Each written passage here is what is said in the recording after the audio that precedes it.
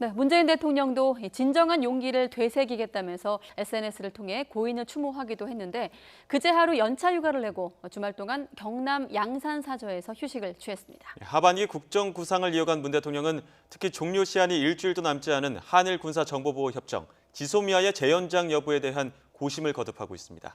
임성호 기자가 보도합니다.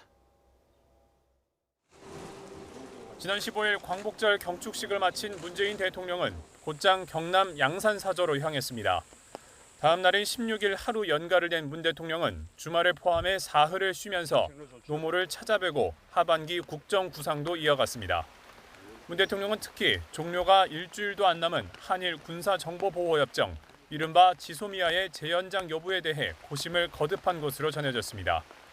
문 대통령은 일본의 수출 규제 보복 이후 정면 대응 의지를 강조해왔고 청와대는 오는 24일 종료되는 지소미아의 파기까지도 검토할 수 있다는 강경한 태도를 보여왔습니다.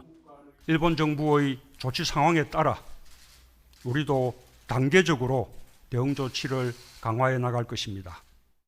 하지만 문 대통령은 광복절 경축사와 김대중 전 대통령 10주기 추모를 해서 한일 양국의 평화와 번영에 더 초점을 맞추는 등 대응 수위를 조절하는 모습을 보였습니다.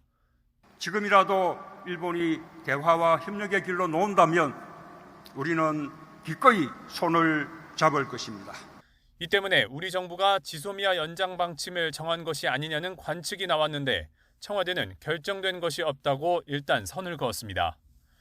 북미 대화 재개 뒷받침도 문 대통령의 당면 현안입니다.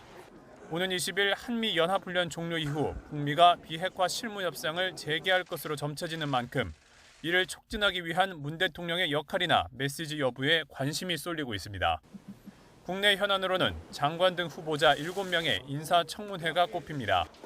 자유한국당 등 보수 야권에서는 특히 조국 법무부 장관 후보자에 대해 산호맹 논란과 사모펀드, 부동산 거래 의혹을 제기하는 등 집중 공세를 벌이고 있습니다.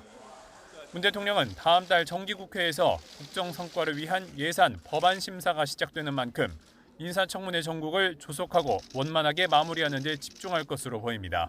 YTN 임성호입니다.